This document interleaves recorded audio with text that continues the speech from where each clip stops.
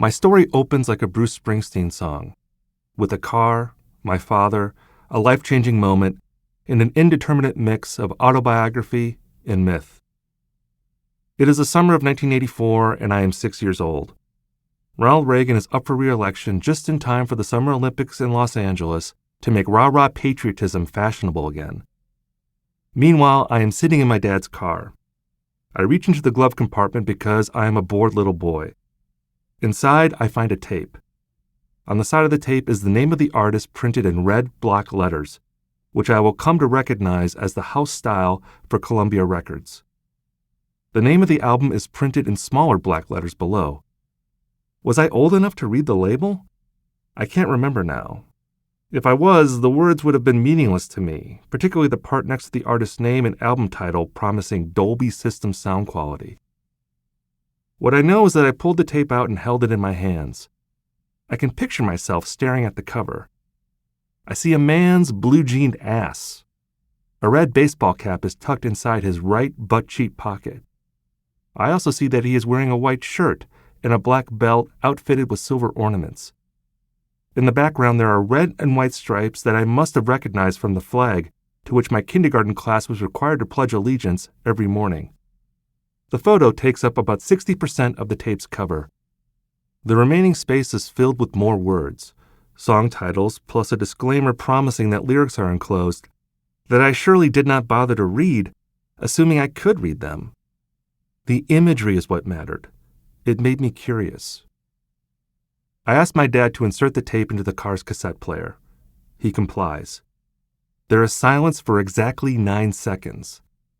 Finally, I hear a solitary piano chord followed immediately by the loudest musical boom ever to hit my young ears. I am accustomed to relatively smooth songs by the likes of Duran Duran, Lionel Richie, and Boy George. This is not that. This is a shock to the system. Then a synthesizer enters, playing a recurring riff that sends little lightning bolts ricocheting up and down my arms. It's a sound that signals the arrival of something momentous and larger than life. A fanfare. A man starts singing. Actually, he is not singing, he is shouting. I try to make out what he's saying. He's been kicked around, I think? He says he's like a dog that's been beat too much, which disturbs me. He hollers that he was born in the U.S.A, but he doesn't sound happy about it. I guess he's the man on the cover of the tape? I wonder what his face looks like. His voice is gravelly and full of rage. As a child, you are conditioned to fear the sound of any grown-up screaming his head off. But this guy has captivated me. At the end of the song, he describes himself as a cool rocking daddy. I imagine that he must look like the toughest dude on the face of the earth. I can't comprehend what I'm hearing.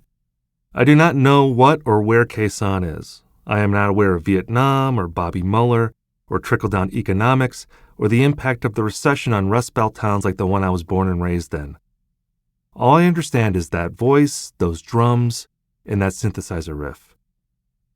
I had cared about a handful of albums before this one. I was gifted a vinyl copy of Michael Jackson's Thriller, like every other child in America in the early 80s. And I asked for a cassette of Huey Lewis in the News' Sports because I liked the song I Want a New Drug, which I recall being mildly controversial for my mother. But this was different. The sound was perfect in the manner of all 80s music, with shiny keyboard tones and metronomically precise beats.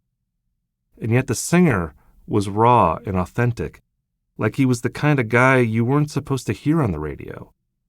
He was more akin to a truck driver or a construction worker than an unknowable superstar like Prince or Michael Jackson. Except this ordinary man seemed to also have extraordinary strength. He was a normal superhero, part man and part parable, a walking contradiction, very approachable and yet totally special.